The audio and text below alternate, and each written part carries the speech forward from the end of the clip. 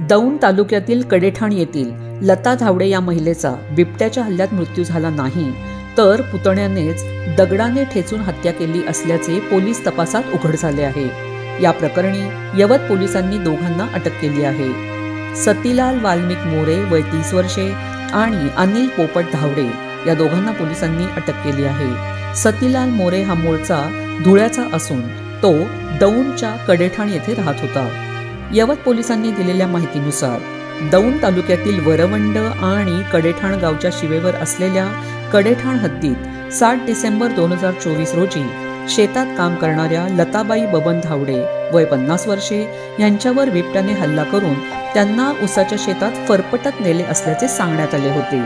या हल्ल्यात त्यांचा जागीच मृत्यू झाला होता असा दावा या प्रकरणातील फिर्यादी आणि आत्ताचा आरोपी अनिल धावडे याने केला होता।